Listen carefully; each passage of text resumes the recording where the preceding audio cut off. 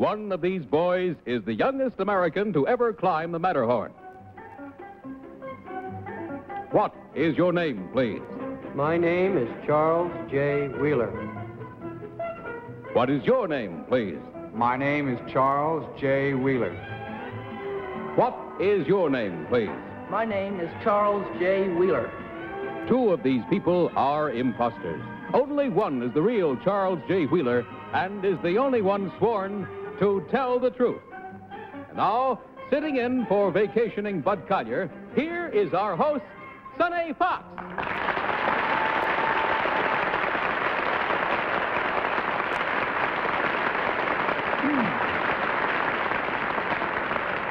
Good evening. And now it's time to meet our panel. What is your name, please? My name is Betty White. My name is Ralph Bellamy. My name is Julia Meade. My name is Tom Poston.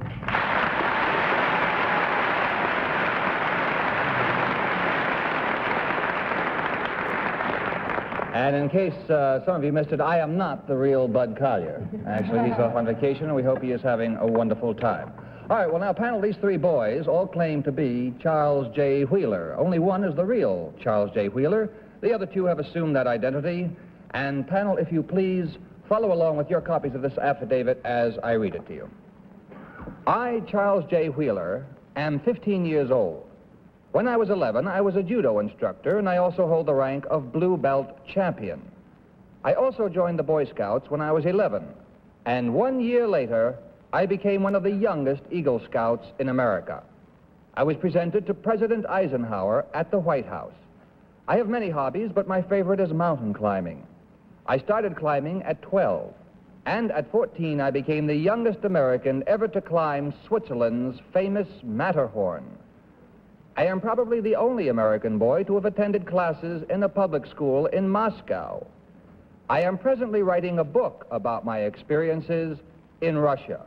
Signed, Charles J. Wheeler.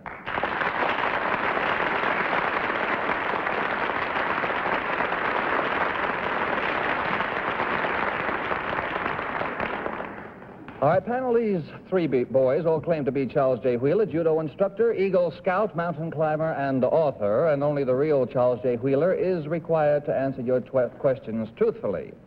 Let's start the questioning with Tom Poston. Number two, it says here you're a Boy Scout.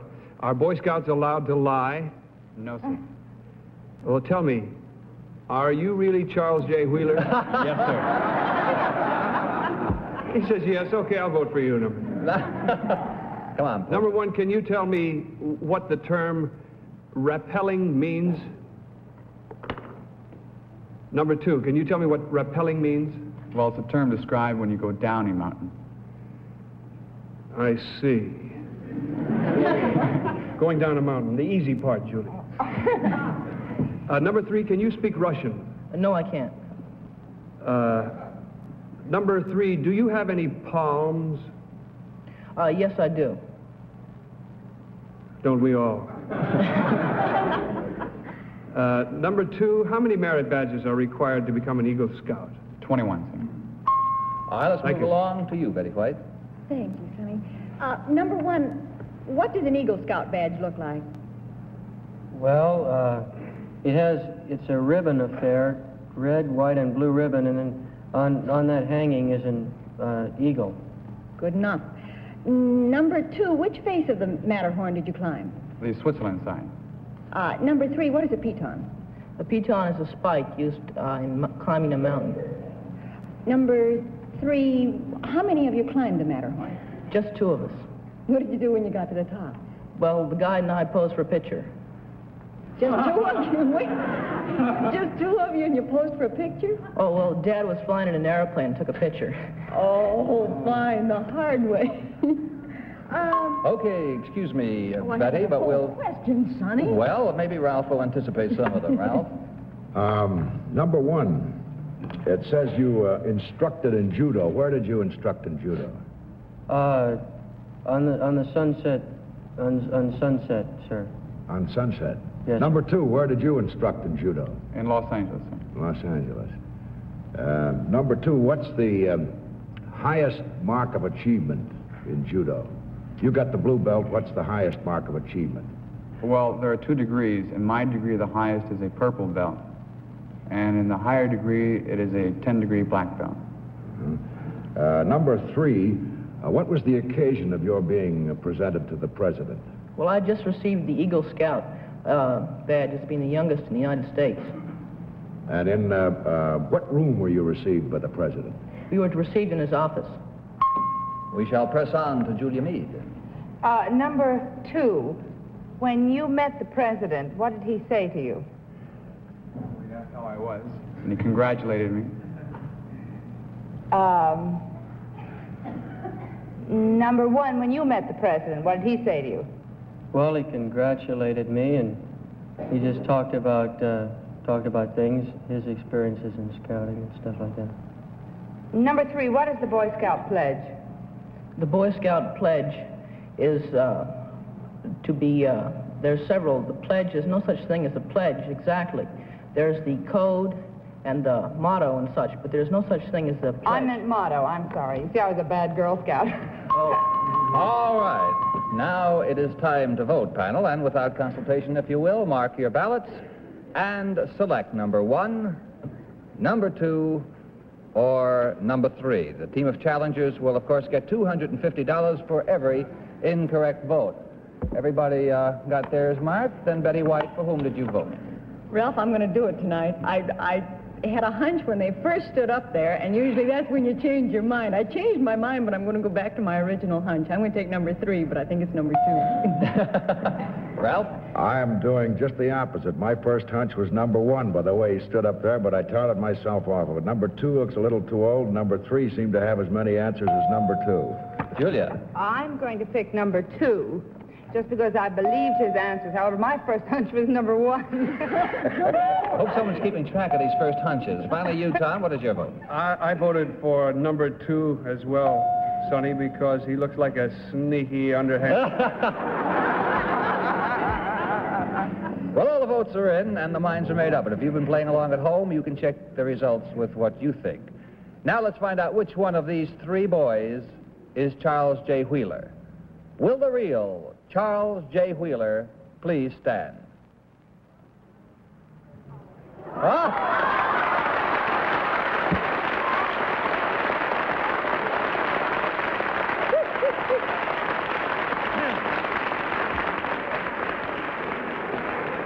Wait a minute. Hold on, Tom. First, let's find out who the 2 men are on either... number 2, who are you really? My name is Joseph Larinetta, and I hope to attend Dartmouth to become a heart surgeon.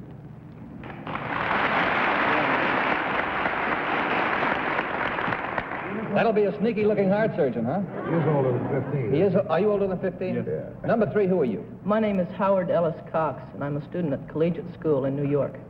Well, panel, there have been apparently 4 incorrect votes for a total of $1,000 that you can split between you. We'd like to say thank you very, very much, and good luck to all of you.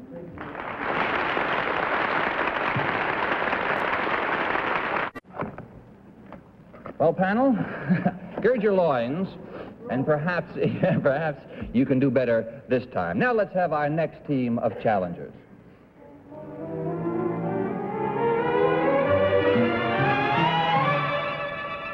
What is your name, please? My name is Jacinto Asunto. What is your name, please? My name is Jacinto Asunto. What is your name, please? My name is Jacinto Asunto. All right, panel, if you will, listen as I read this affidavit. I, Jacinto Asunto, was a high school teacher in New Orleans, Louisiana, until 4 years ago. My 2 sons had organized a Dixieland band, and when one of the members had to drop out, my sons persuaded me to fill in temporarily. The band became so successful that I gave up teaching and became a full-time musician. We are currently touring the country, playing clubs, hotels, and making appearances on television. To date, we have sold more than 1 million record albums. I am Papa Jack of the famous Dukes of Dixieland, signed Jacinto Asunto. All right, panel. These three gentlemen claim to be Papa Jack of the Dukes of Dixieland. Let's start this cross-examination with Ralph. Number 2, who is Pop Settlestein? He's a trombone player. Number 3, where does he play? He used to play in New Orleans. Where? New Orleans. Number 1, where in New Orleans? He played at the famous door in New Orleans. He died a couple of years ago. Number 1, what's the award for 1,000,000 records? A gold record. Number 2, what's the name of a very well-known trumpet player who owns and plays in a spot in the French Quarter in New Orleans? Well, there's a Very number famous of them. spot. Bobby Coons. Number 3, who would you say? Trumpet player? Yeah, most famous, perhaps, trumpet player down there in the French Quarter. Well, I know several trumpet players, but I don't know any of them. Owns and plays in his own place. Number 1, who would you say? Sorry, Ralph, to interrupt you. You seem to know an awful lot about the French Quarter in New Orleans. I was going to get the Sazeracs. All right, Julia. Number 3, where do you expect to be playing in July? In July,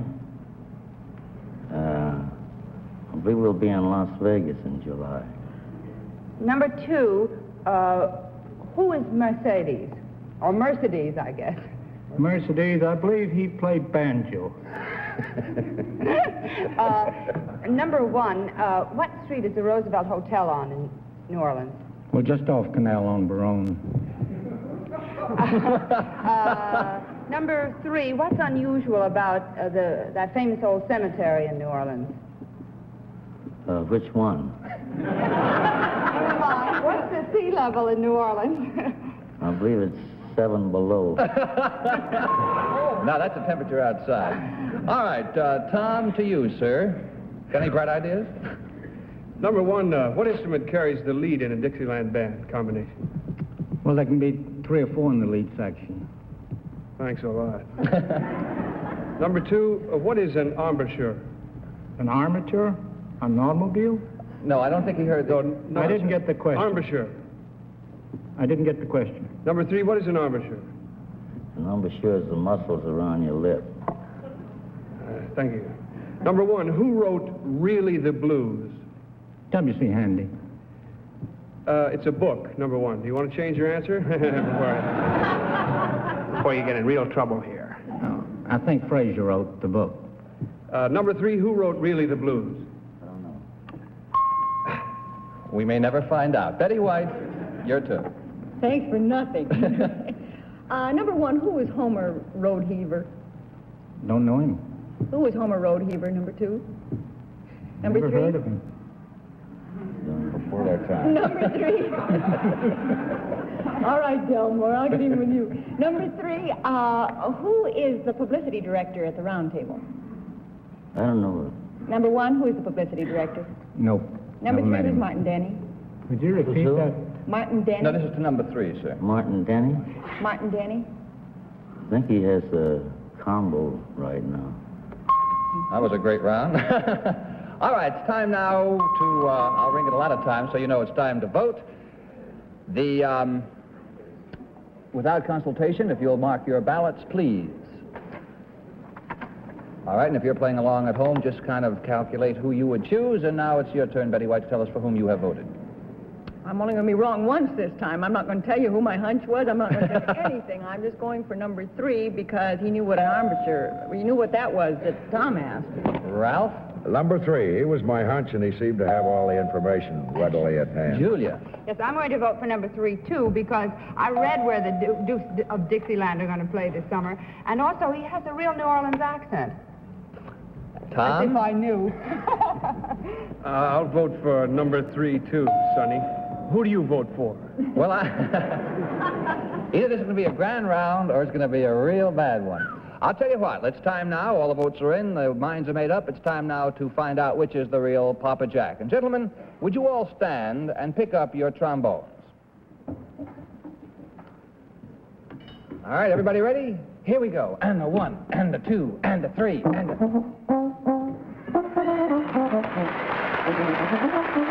Hey!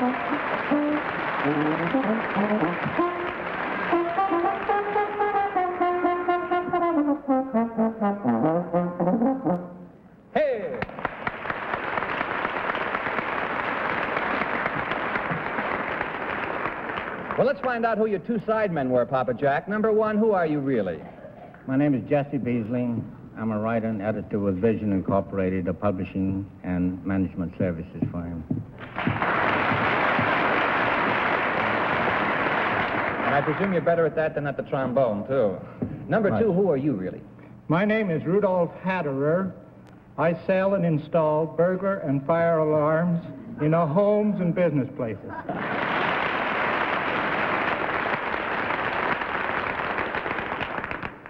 Judy, you have a puzzled look on your face. What's wrong?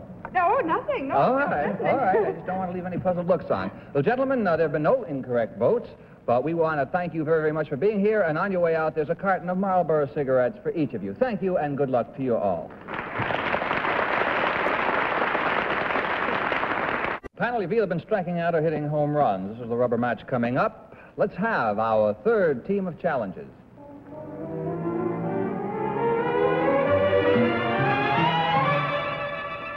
What is your name, please? My name is Barbara Layman. What is your name, please? My name is Barbara Layman. What is your name, please? My name is Barbara Layman. All right, panel, if you will listen, please, while I read this affidavit. I, Barbara Layman, am a member of the faculty of the Fort Wayne Commercial College in Fort Wayne, Indiana. I teach typing, filing, personality, and vocabulary. More unusual, perhaps, is my involvement in student activities. I am the athletic director of the college, manager of the bowling team, and coach of the men's basketball team. Signed, Barbara Layman.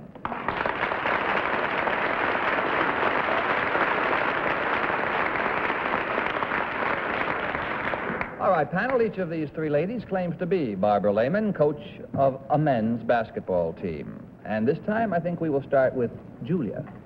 Thank you. Number two, what do you stress most in teaching personality? Etiquette is quite important. We consider it very, very important. Number three, what do you stress most in teaching? Etiquette and poise. Number one, what do you stress most in? Well, I teach the modeling phase of it. I teach poise, posture, and etiquette also. Number three, how many men play on a men's basketball team? Five. Maybe more with a girl coach. Number two, what is the record for typing the most words in a minute? 65 words per minute is considered quite good. What would you... I'm sorry, Julia. Tom, your turn.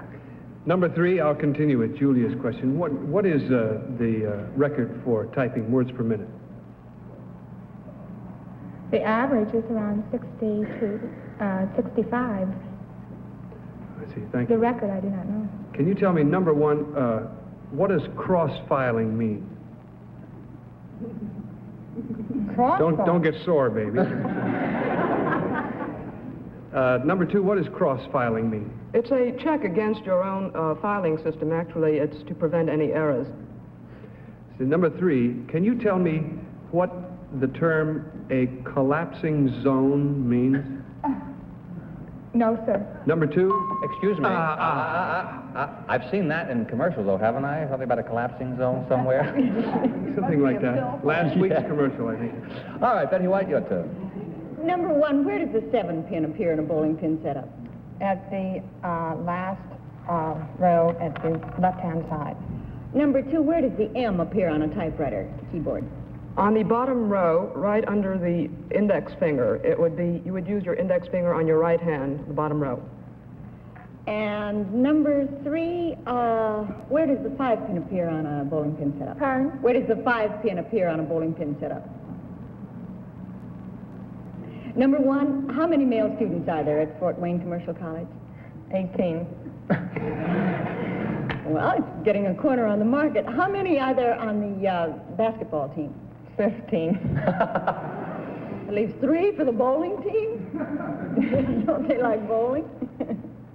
All right, excuse me, Betty. All right. I'm always catching you as you're going forward. Tom. I'm sorry, Ralph.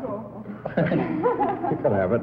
Number one, what's generally considered to be the longest word in the English language? You say you teach vocabulary. Number two. Delicatessen. The longest word? Yes. Number three, what do you say? I don't know. What became of anti-disestablishmentarian? I couldn't pronounce it. Number one. All right.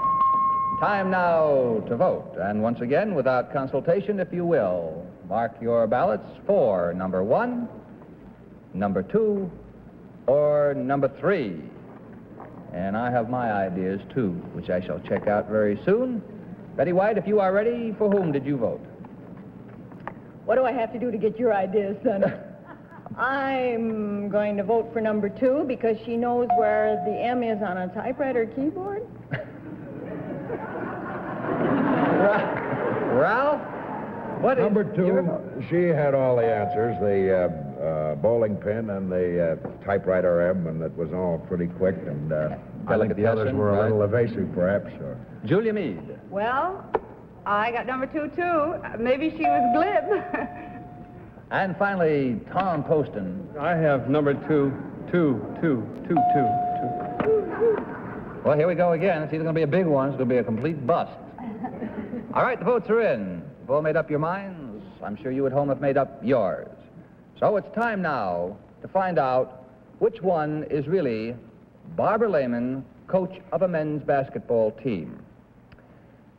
Will the real Barbara Layman please stand?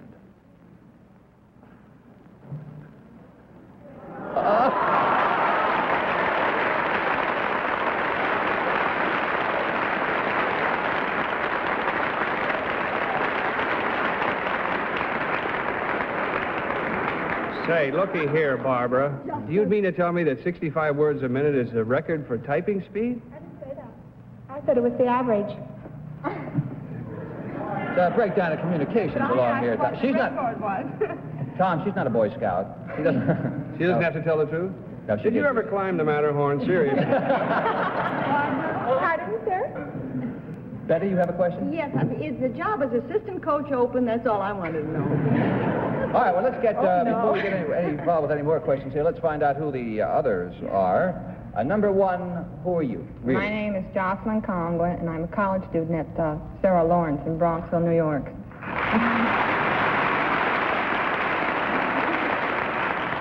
You could look at her, though, and believe that 15 out of 18 would sign up. You know, 18 out of 18, I think. Number 2, with all the votes, who are you really? I am Barbara Graham, Market Liaison Representative of the Celanese Corporation of America.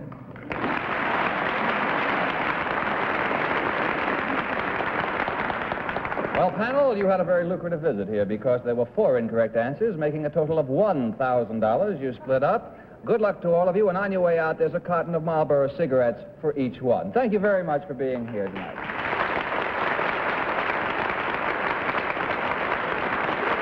Well, that's all we have time for tonight, panel, except I see it says here in social notes from all over, Betty, that you will be pinch hitting for Jack Parr's MC of his show on Thursday night. Is that right? Well, yes, Sonny, thank you for mentioning it, and keep your fingers crossed. Oh, well. Thank you.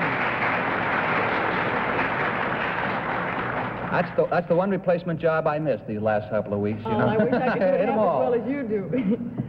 Ralph, I know you're on your way to that wonderful play of yours, Campobello, and I just want to add my word to, I know what Bud's been saying, that it's a wonderful job you do and a wonderful, wonderful play. Thank you. Julia, it's been fun meeting you, and thanks for being with us. Next week, Kitty will be back. Tom, I don't know what else to say to you, except I'll see you again next week. I asked him when we came in if he'd mentioned the Steve Allen show, and he said he wouldn't, but he said he'd make a deal with me that he wouldn't mention Ed Sullivan or Maverick either.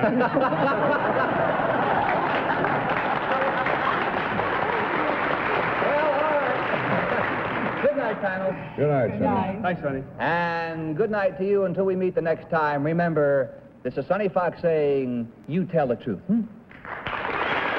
To Tell the Truth, it's a Mark Goodson, Bill Codman production in association with the CBS Television Network.